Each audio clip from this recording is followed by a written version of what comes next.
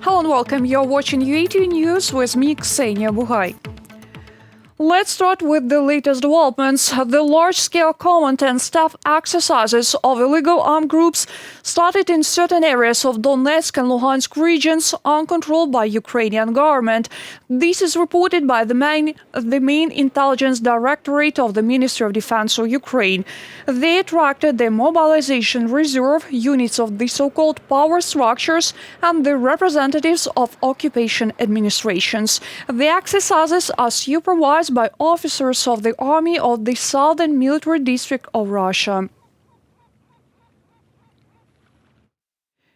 In order to improve relations between Germany and Russia, progress in the peaceful settlement of the situation in Donbas is needed. This was stated by Acting Foreign Minister of the Federal Republic of Germany, Heiko Maas. He also recalled that the Russian Federation refused to participate in the meeting of foreign ministers of the Normandy format. Besides, the diplomat expressed concern about the movements of Russian forces near Ukrainian border. Recent reports on Russian troop movements near the border with Ukraine are extremely worrying. These incidents show that the ball to solve current contrasts is in Moscow's court. The European Union will continue to speak with one voice. I'm certain of that. Russia supplies weapons to the occupied Crimea and certain areas of the Donetsk and Luhansk regions uncontrolled by Ukrainian government. This was stated by the Deputy Permanent Representative of Ukraine to the UN, Yuri Vitrenko, during a debate in the Security Council of the Organization on Small Arms and Light Weapons. He stressed that counteracting this is one of the priorities for our country, which defends its sovereignty and territorial integrity from Russia's aggression. Such deliveries undermine global and regional efforts in this area.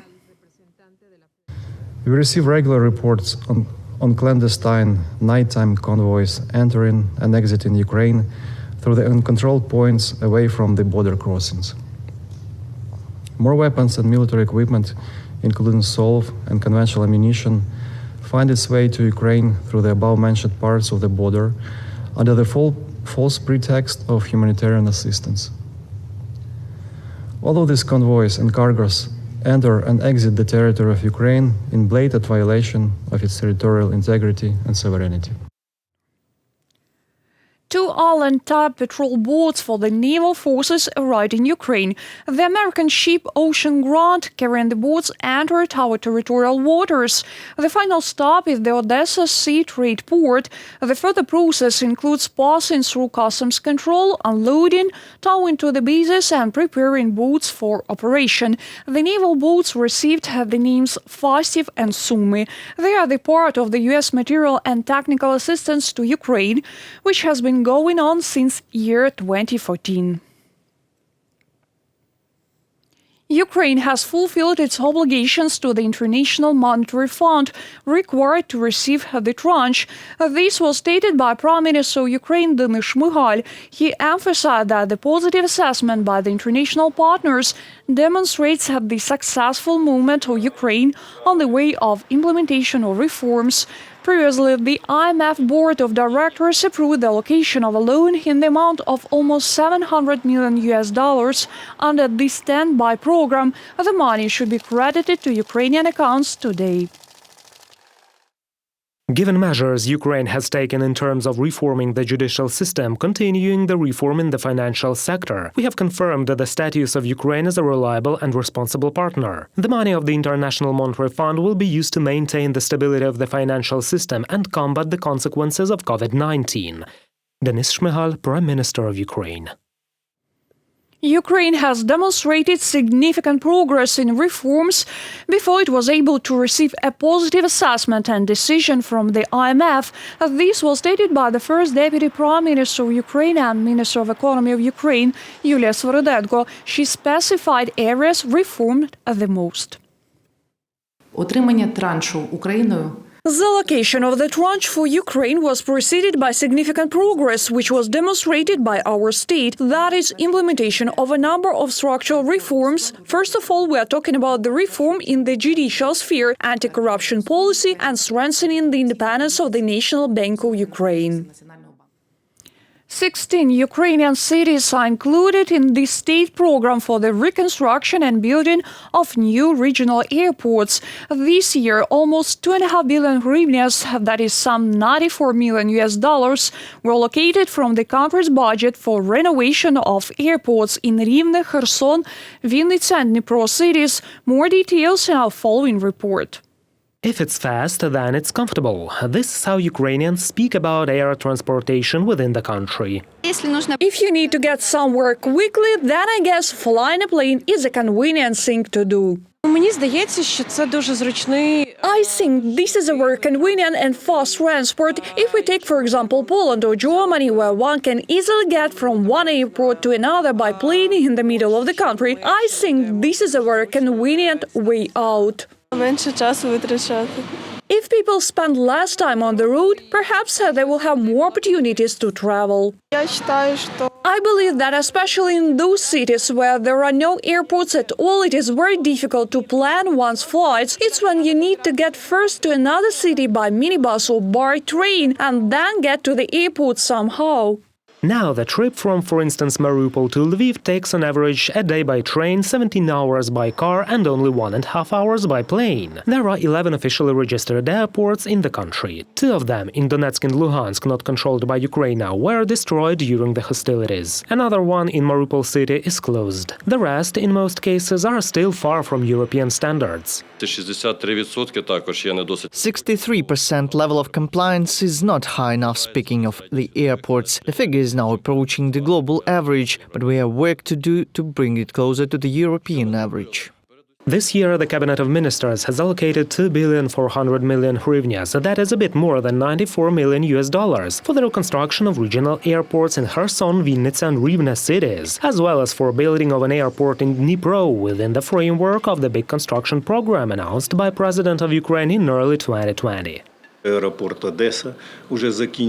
Odessa Airport is already completing construction for new one and reconstruction of the existing runways. This makes us very happy. We are pleased with the results of work in the city of Zaporizhia. Its airport now reaches the level of the leading airports of Ukraine. The plans for the next year include the development of airports in Poltava and Chernivtsi cities, as well as construction of new ones in Donbas and the Transcarpathian region. Now they are looking for a suitable place for them. Well, the first issue for the construction and development of these airports is security, which must be ensured in those regions. When this issue is clear, then the construction site for the corresponding airports will be determined. Namely, we are talking about 1 or 2 airports in Donetsk and Luhansk regions. The development of regional transportation has become even more relevant after the signing of the agreement on a common aviation space with the European Union. We were in favor of opening up the airspace as quickly as possible in order, first of all, to develop our airports so that air transportation would appear there and for residents and make flights cheaper for them. The agreement on a common aviation space will not only allow Ukrainians to travel more in Europe, but it will also increase competition in the air transportation market, which may ultimately reduce ticket prices. Reported by Vadim Kramer and Yulia Hranovska, UATV News.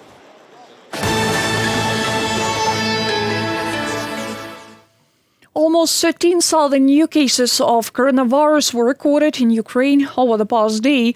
More than 1,000 children are among the sick. 720 people died. Most of all new infections are in Dnipropetrovsk and Poltava regions. At the same time, Ukraine has almost reached the goal set by the World Health Organization, that is to vaccinate 40% of the country's adult population by the end of the year. According to the Minister of Health of Ukraine, the number of COVID-19 cases has decreased over the past week. Станом на зараз, у листопаді, As of today, more jabs have already been made in November than during any of the months before. Almost 5 million doses have been administered. Ukraine continues to maintain the average rate of vaccination of about 250,000 people daily. At present, 10 million Ukrainians have already undergone a full course of vaccinations. The World Health Organization recommends getting vaccinated even if you have already been ill. Immunity after an illness depends on the individual health of each person, and no one knows how would your natural immunity protect you. A vaccination center was opened in the Ar-Rahma mosque in Kyiv. Anyone can get a coronavirus vaccine there, including teenagers over 12. This center will work daily from 9 a.m. to 4 p.m. In total, more than 450 vaccination centers are already operating in Ukraine. They were organized in stadiums, shopping centers, and different religious institutions. The government is taking measures so that every citizen of Ukraine and every foreigner in Ukraine has the opportunity to get vaccinated against COVID-19. We are constantly expanding our vaccination campaign, and now I'm pleased to be here and express my gratitude to the responding religious community. Our vaccination center is open to not only parishioners of the mosque, but also to everyone who wants to get a jab. It will be especially convenient for those who live near the mosque and the elderly people. Equine-assisted therapy for children with disabilities and those from large families.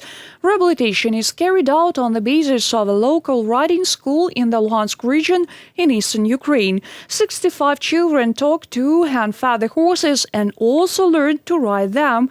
Our journalists will tell you more details about the healing effects of this kind of therapy. 13-year-old Bogdan attends equine-assisted therapy sessions with his mother. My son has acquired disability. He was born a normal child, but we came under fire. We were covered with the rubble. As a result, he's got a head injury and psychological trauma. Then it turned into a disability. Bogdan's mother says that after several months of such treatment, she saw progress in her son's condition.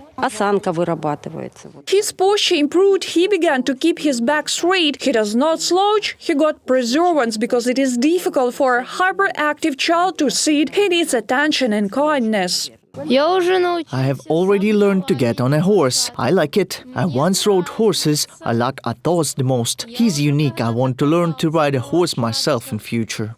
Katerina Zhukova has been heading the Mom Acts public organization for 6 years. The idea to help children from large families and with disabilities arose after doctors told her that her daughter has autism. We were forced to look for ways to help rehabilitate our child. We turned to the City Center for Complex Rehabilitation of Children and Persons with Disabilities. And it turned out that it is designed for approximately 60 kids. And at that time, there were more than 300 children with special needs in the city of Severodonetsk. Lessons with horses are free. Katerina won a grant from the United Nations Development Program for the restoration of peace in the amount of 80,000 hryvnias. That is almost $3,000. Thanks to these funds, over the past 4 months, 65 children have been able to master culinary skills, go on tours, and most importantly, make friends with horses.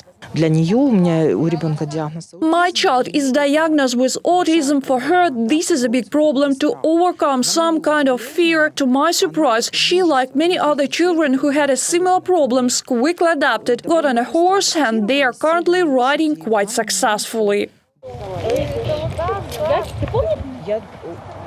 Now the organization plans to hold regular equine-assisted therapy sessions on the basis of a children's and youth sports school in the city of Severodonetsk. Reported by Vadim Kramer and Anastasia Volkova, UATV News.